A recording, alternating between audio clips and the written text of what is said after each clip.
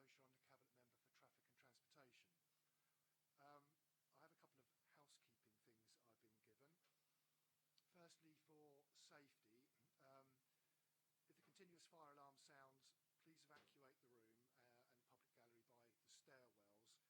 Don't attempt to use the lifts, and please assemble at the Queen Victoria statue in front of the civic offices. And in order to comply with the Portsmouth Cultural Trust fire marshal regulations, anyone who's signed into the Guildhall reception desk should remember to sign out when leaving the building after today's meeting. Secondly, we're live streaming today, so there is a fixed camera at the back of the room. It's going to be recorded and will be on the Council's website. The camera will mainly capture the backs of anyone making deputations, but there will be some footage of them as they approach and leave the table while the microphones are located, and of people entering or leaving the room whilst the meeting is in progress. Members of the public are also permitted to record the meetings on the understanding that it neither disrupts the meeting nor records those stating explicitly that they do not wish to be recorded. And please,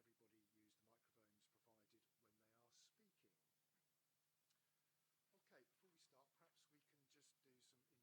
Okay, before we start, perhaps we can just do some introductions around the table for the benefit of our three members of the public. Yaya, shall we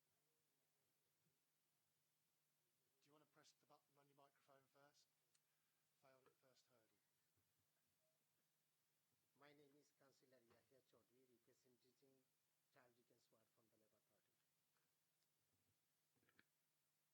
representing Child Dickens Ward from the Labour Party. I'm Councillor Lynn Stagg, Councillor for Baffin's Ward and spokesperson for Liberal Democrats. I'm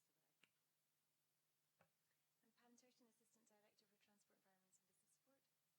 I'm Pam Turton, Assistant Director for Transport, Environment and Business Support. I'm Nick Scott, I'm the Senior Active Travel Officer. I'm Nick Haverley,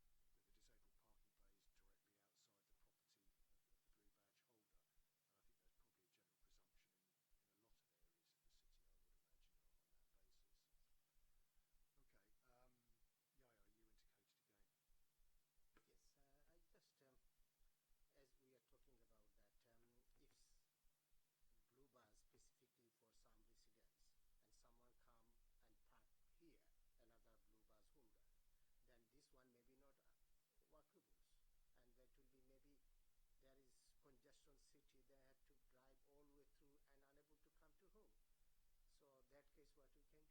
I think it's very difficult, obviously, with saying if there is already a vehicle in the bay, we can't just sort of make that vehicle disappear. But, I think as Councillor Fellowes has explained, we are in a very congested city. And again, we feel we are sort of, one of the, unique in that situation. So we just can't guarantee that space will be available. We don't just tell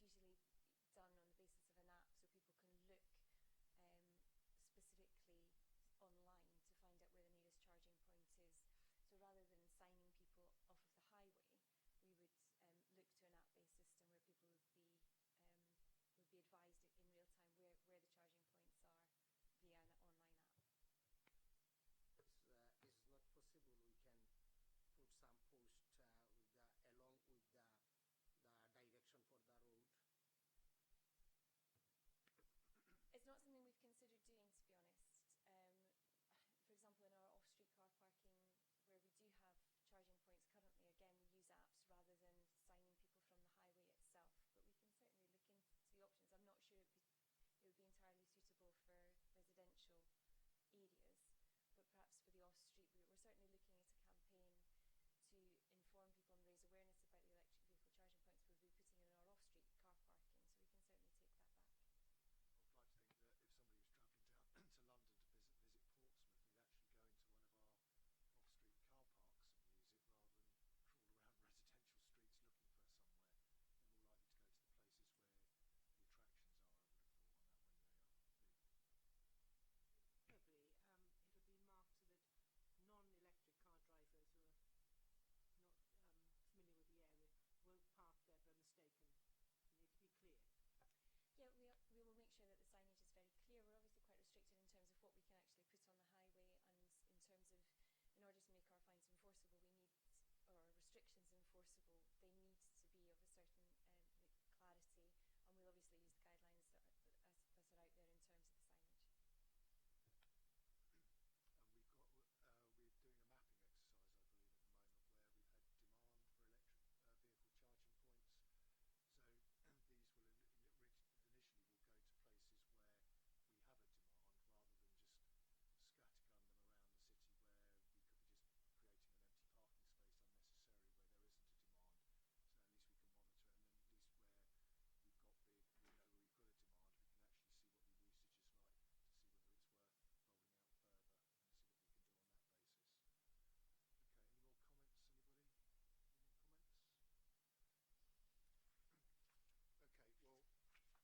Okay, Joe. Okay. Next item 4,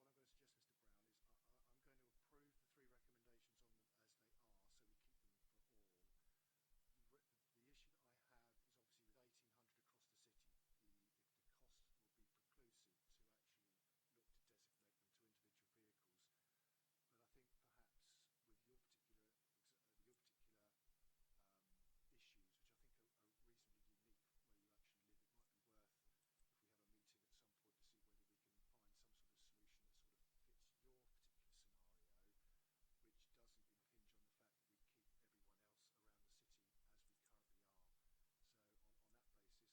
cycle hire. And who's introducing that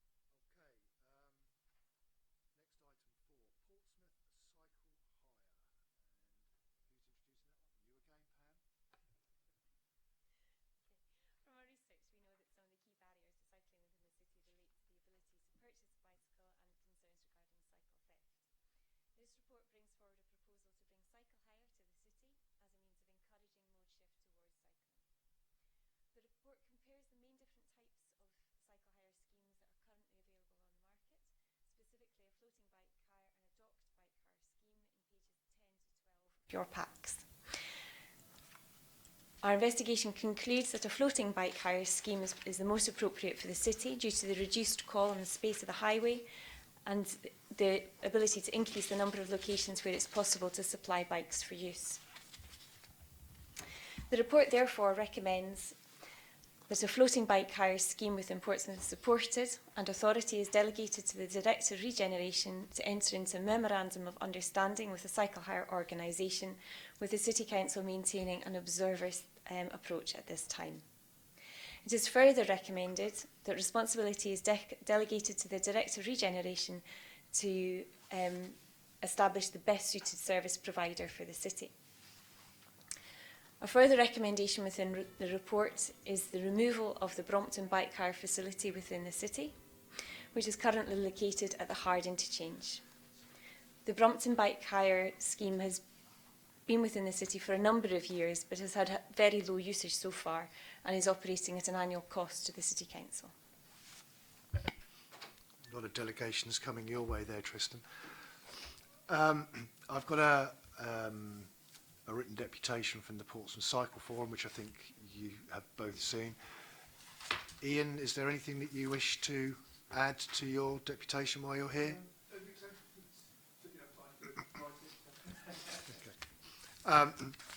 Well, I mean, I've been through it, and I'm pleased that this particular report sort of meets with your organisation's general approval. One of your paragraphs talks about a continuation of the development and creation of a safe, convenient citywide cycle network.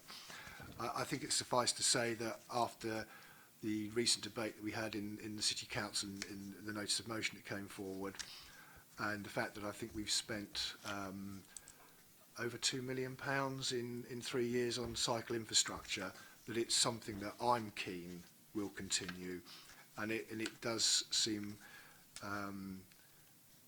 not particularly joined up if we actually go down the route of looking at a cycle hire scheme, but if we don't put in the safe facilities to actually support that particular cycle hire. So certainly from my perspective, Ian, I'm keen to make sure that the infrastructure continues to be developed and improved wherever we possibly can, and I'm quite happy to engage with the Cycle Forum as and when you want me to. Just going back to some of what we've actually got here. Things like, we're talking about a floating scheme. Who would be responsible for things like the service and maintenance? And also, I'm very keen to avoid a situation, I think I've used the phrase before, that we end up with the bikes like 21st century shopping trolleys sort of dumped all around the city. So who would be responsible for the service and maintenance of this, and also things like the collection and return of bikes to appropriate locations?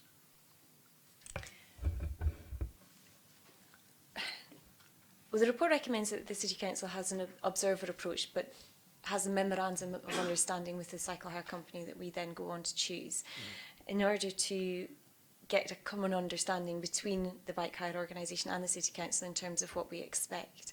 The responsibilities in terms of the maintenance, the organisation of the bikes, changing of locations, that remains with the bike hire company itself. Yep. In terms of on a day-to-day basis, the individual users are responsible for returning the bikes to an appropriate and an approved location and signing the bikes out, as it were, and it's within the interests of the individual themselves in order to do that. And it's very clear from most of the providers that through the app-based system that they've got that the bikes are locked and then discharged from the responsibility of that individual. The bike hire companies themselves operate at usually a kind of 3 strikes and you're out type policy, whereby the individual then faces fine or exclusion from the system themselves if they fail to use the bikes appropriately and locate them back where they should be. Right. Okay. Lynn, Yaya, any questions? Yes, you say that they've already been launched in Bristol and Leicester and recently Southampton. How are they going? Do you know? Have you had any feedback? Yeah, our team went on a fact-finding mission to Southampton, so perhaps Nick can update you on that. Bike riding in elsewhere. Yeah, a couple of us went and used the Yo bikes, which have been launched in Southampton, and also I've been discussing it with my counterpart in Southampton. And so far, so good. It hasn't been running too long in Southampton, but there were initial teething problems. But I think, as Pam set out a moment ago, the redistribution and maintenance in terms of any issues like vandalism, such as that, are dealt with by the service provider. So a lot of the apps have very quick, easy reporting systems. So if there are problems with the bikes, they can be reported, and it would then be the service provider's responsibility to attend to those. These and the turnaround time, things like that, is what we will need to discuss with each of the potential suppliers as to how quickly are they getting out and picking up these faults and maintaining the bikes, because that will obviously be a big element of which provider we would decide to go with, because we want the best possible service really for the residents of the city and visitors.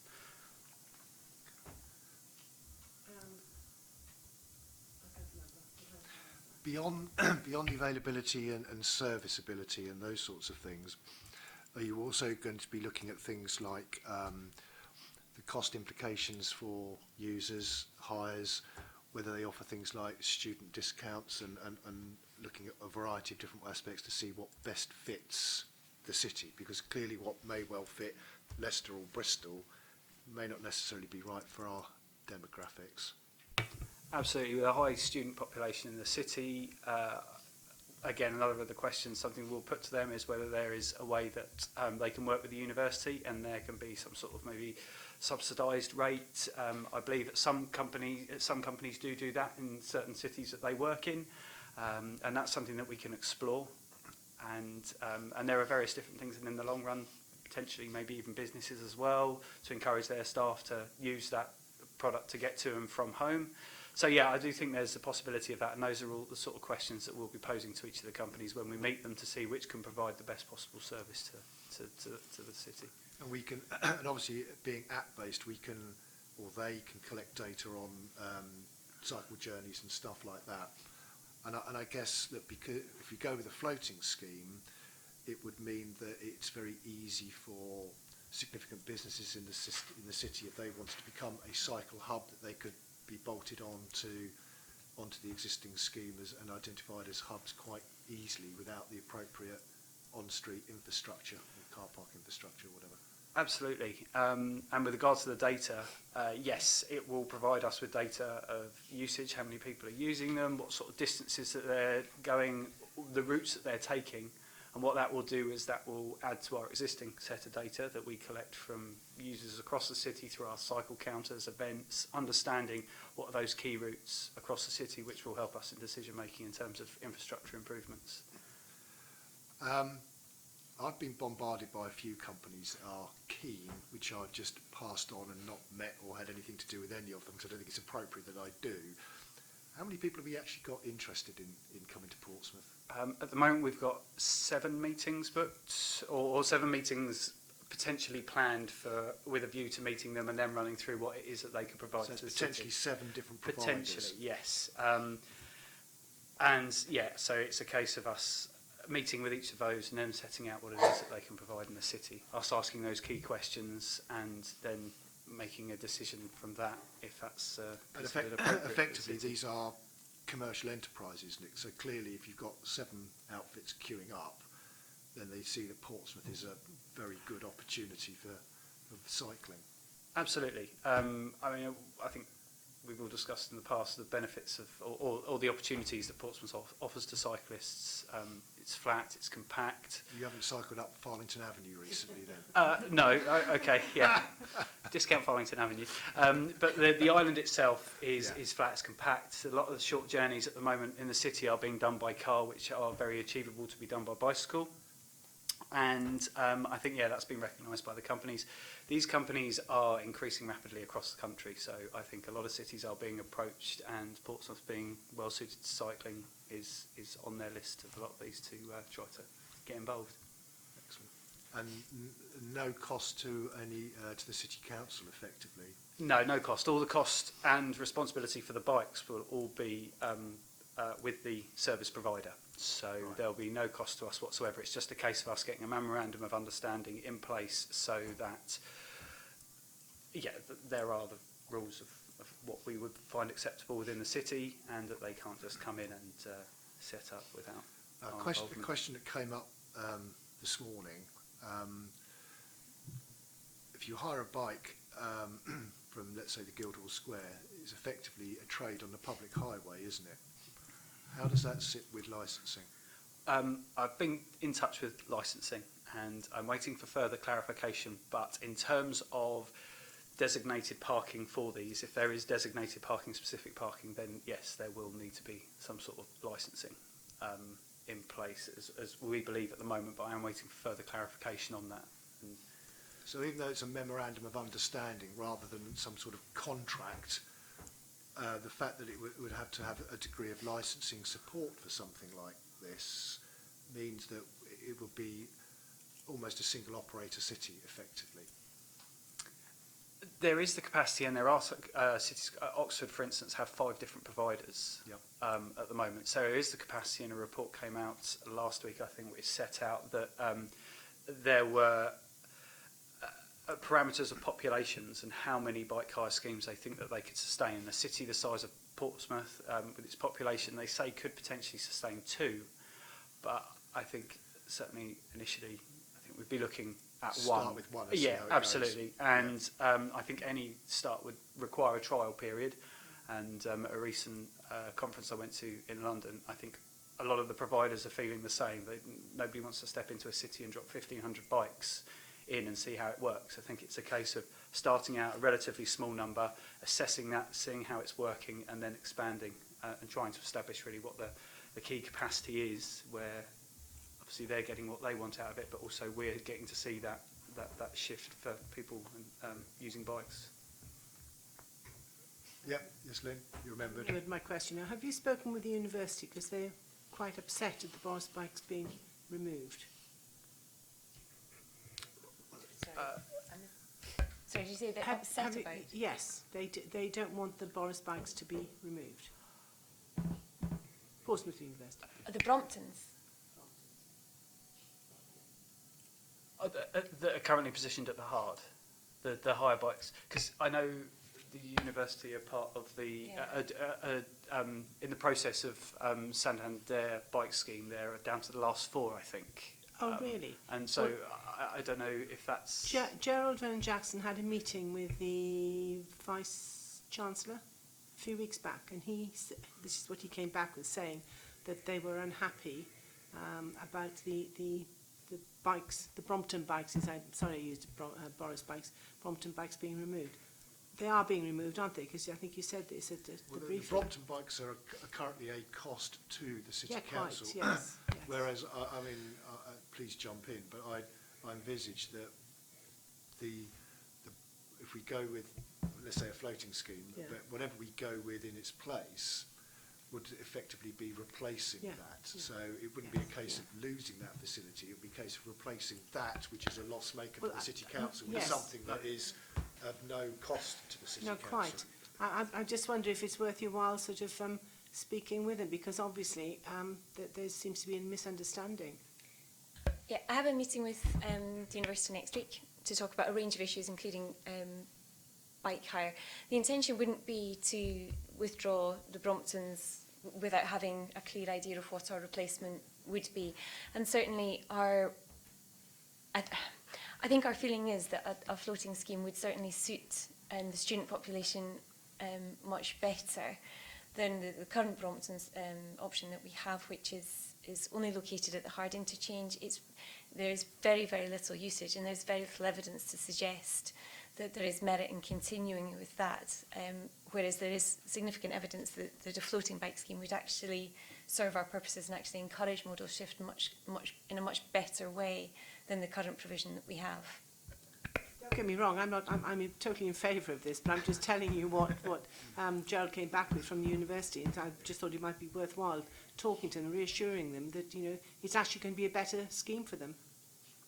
Thank you, that's very helpful, and I'll make sure that that's on my list for next week.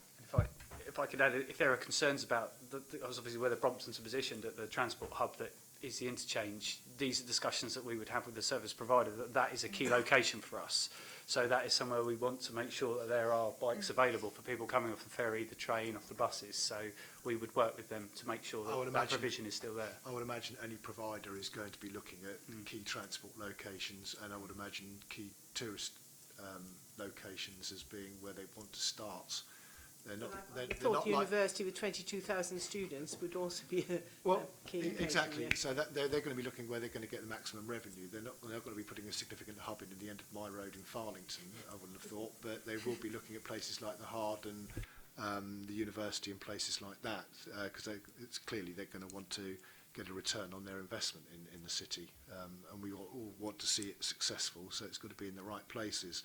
But again, with the data collection that will go on, it will give us the chance to expand out and map where some of the journeys are actually going, to see whether we can actually work with the provider to take it further.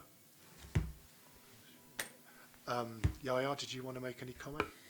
Yes, please. I just like to know, because as for our discussion, there is no any liability taken by the Portsmouth City Council, but there is benefited by the peoples of the City Council, and City Council are going to be issue the licensing for the peoples who are going to take the responsibility. So I like to know, there is people when going to hire the bike, they're going to put their data when they're going to, like, say, up. In last meeting we hear that. So there is whatever the protection for the data, we should, what is the protection for that? Number one. Number two is, there is any advertisement on radio or newspaper or leaflet for this scheme? That's all.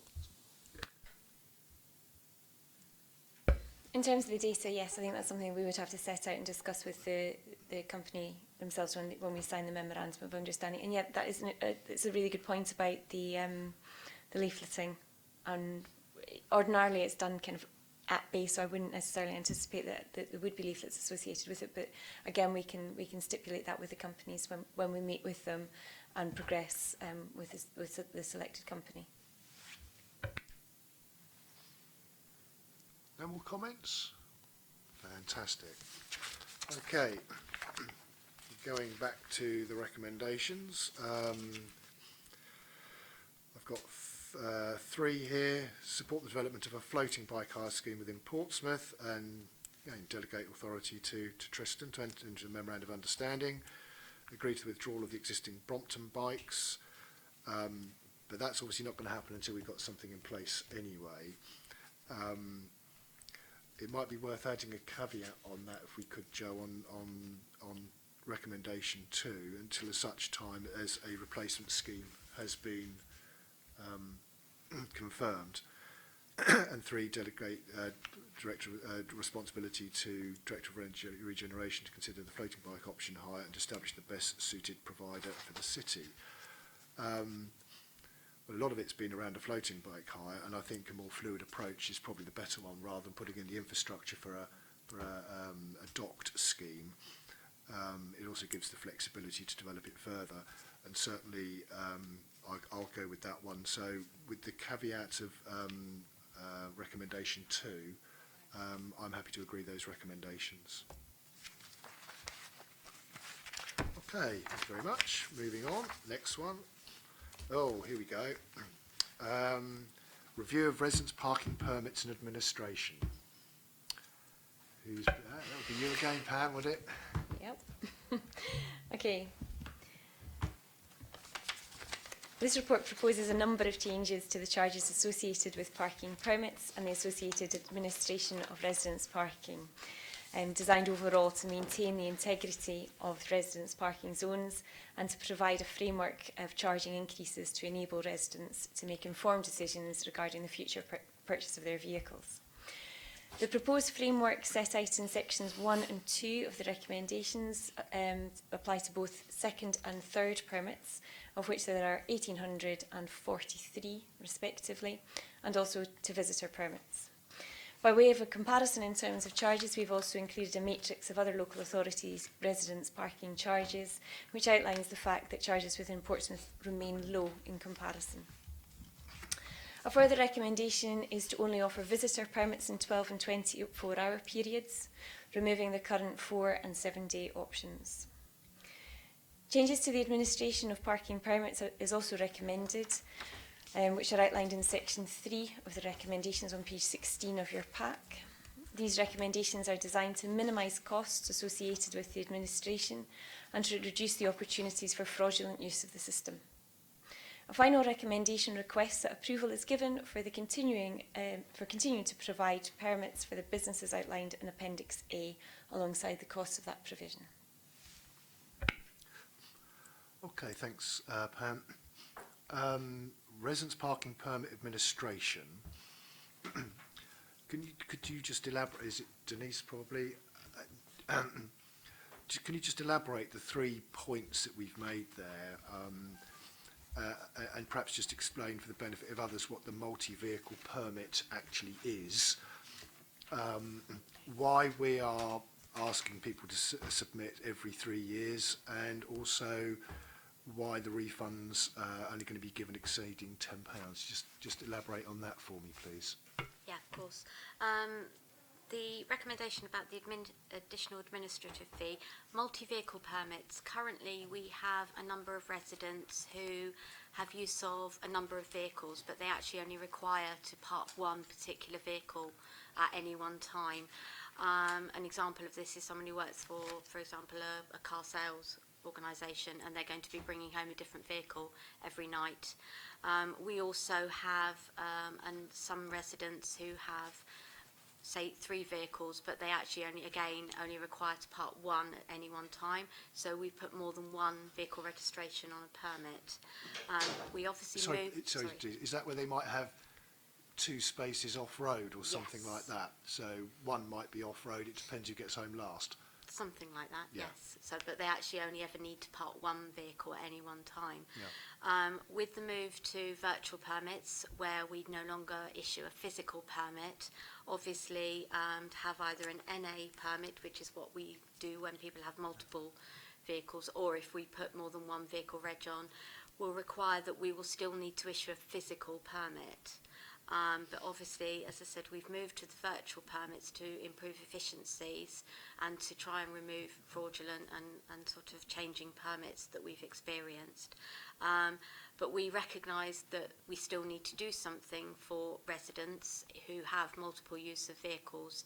So we're recommending that actually we still issue those, and we'll still issue a physical permit for those vehicles, but an additional charge of £100 is levied on having one of those permits. The requirement to supply eligibility paperwork is again a check to make sure that the person who's applying for the permit is continuing to be entitled to one, especially as reminders will be going out via email because we've now gone online with the application for permits. So to make sure that residents are still residing there. You could have an example for a family. One of the children has moved away, but they're regular visitors back. If we didn't ask them over the years to resupply their paperwork, then we wouldn't know that, and in theory they wouldn't be entitled to a residence permit because they no longer live there. So we're recommending that every 3 years they're asked to resupply their paperwork. As I said, it's just a check to make sure that they still continue to be entitled. And the final one on refunds is we offer a refund on residence permits. If somebody, for example, has one and they either sell their vehicle or they move out of the zone, what we currently do is calculate the refund based on unused months, and then we deduct £10 administrative fee for actually the process of creating the refund. But what we have been finding, especially on the £30 permits, we've been doing refunds of £2.50, £5, which obviously is, you know, it causes administration costs. So we would like to propose that actually the minimum amount that we would refund would actually be £10. To cover our costs as much as anything else. Yeah. Okay. I've not got any further questions. Any questions? Lynn? Yes, you said reminders go out by email. What about, I'm thinking of some of the elderly people I know around who would have permits but have no access to email. They will still get a permit reminder letter. It's only if somebody signed up for online or we have their email address will the reminder go out, but no, they will still get a letter. That's a bit like your bank when it says, do you want to go paperless or do you want to still keep getting a statement, I guess? Something along those sorts of lines. Okay, so, yeah, I've got any comments at all? No. I mean, this is actually putting a charging framework in place effectively for the next 3 years. And I know the local paper made a big deal about the third permit charge, but and with the figures that I've been given, we issue 10,500 permits per year, and only 43 of those are for third vehicles. That's it. Which by my maths is half of 1% or something in that sort of order.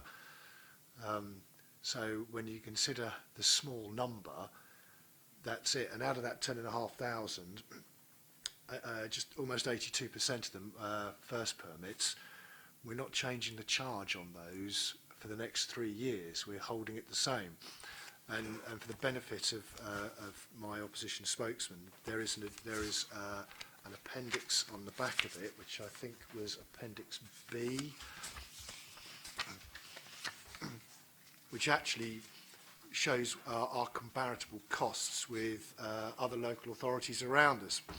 And when you actually look at our first permit charge of £30 and you compare it with, well, Fairham's at £40, and some of them, depending on where the zone is, I mean, Southampton, your first permit could be £1,000 in some aspects of the city. So I appreciate that there is a cost that goes with a residence parking zone. And I think it's only fair that we look to recoup that cost.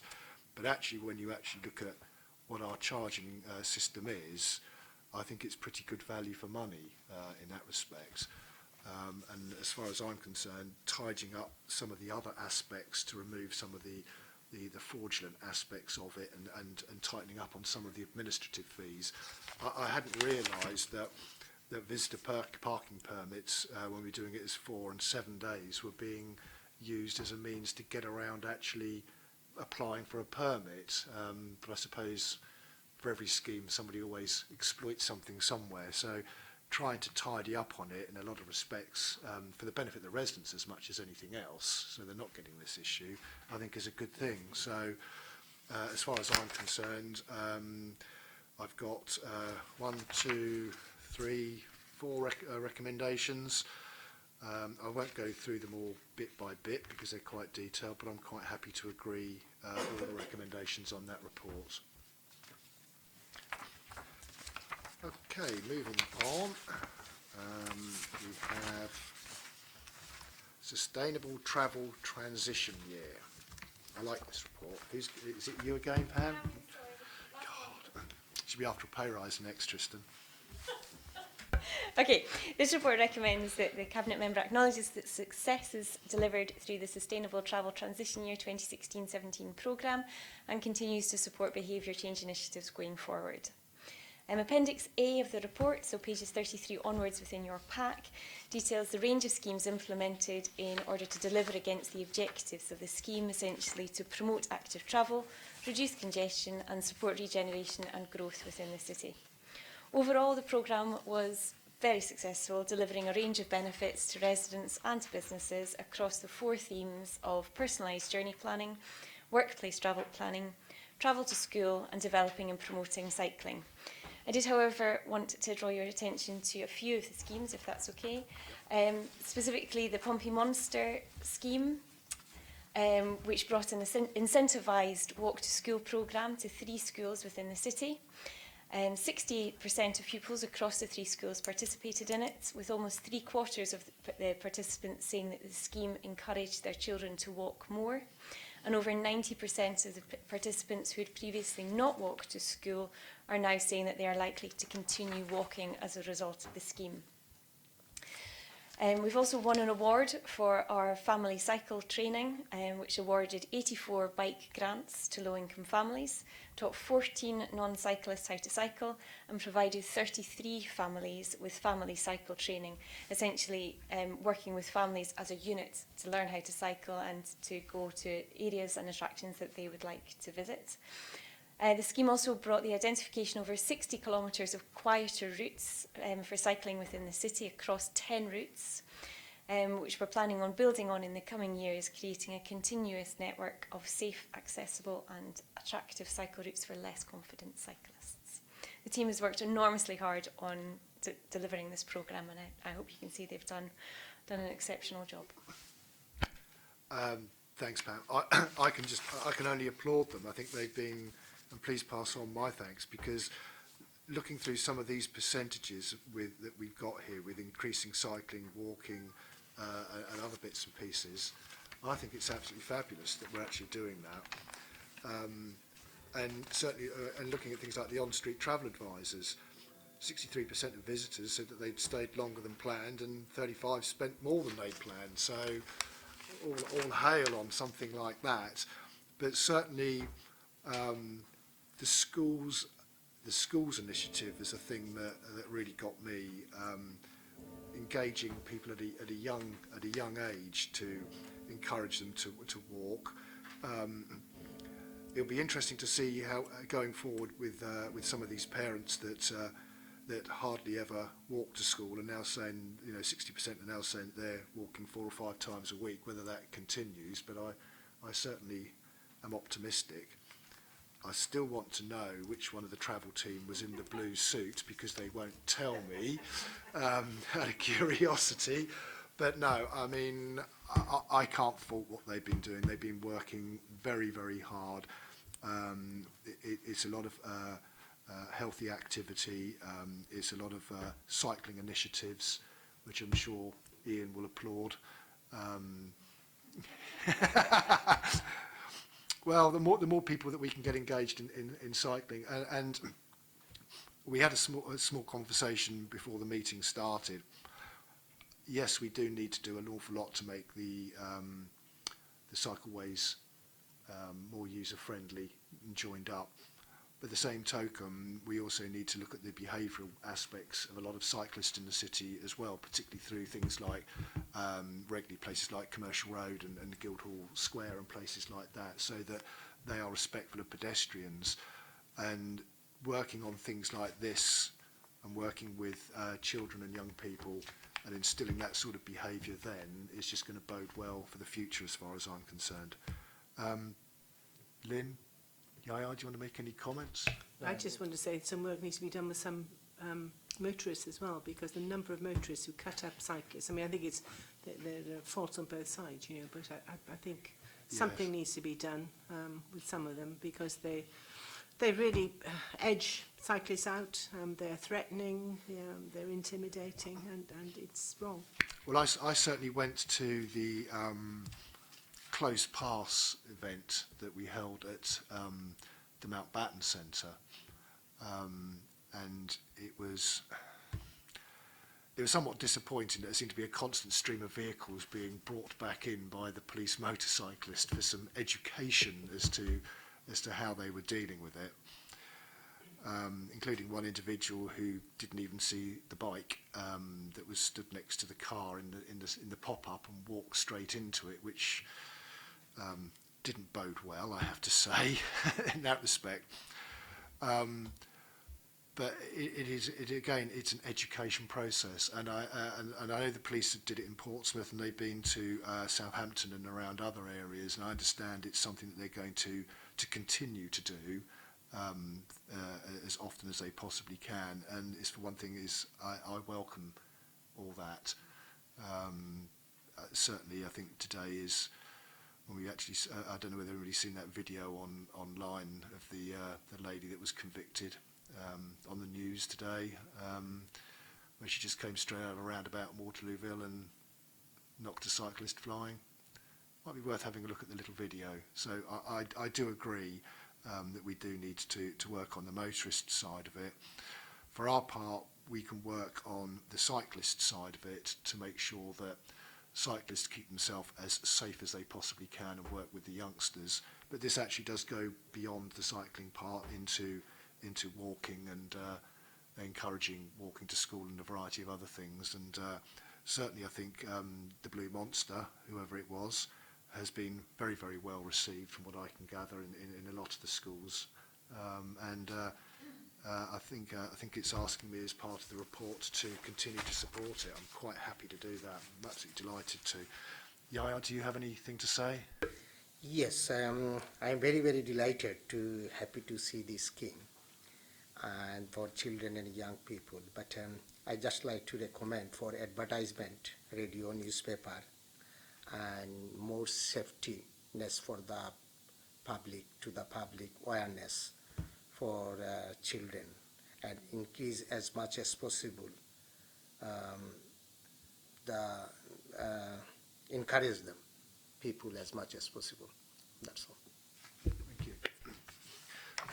Okay, well, I think it's all it's asked me to do is to acknowledge the evaluation, to continue to support the programmes to uncover behaviour changes, and I'm more than happy to do both. Okay, thank you very much. I think we've reached the end, have we? We don't do...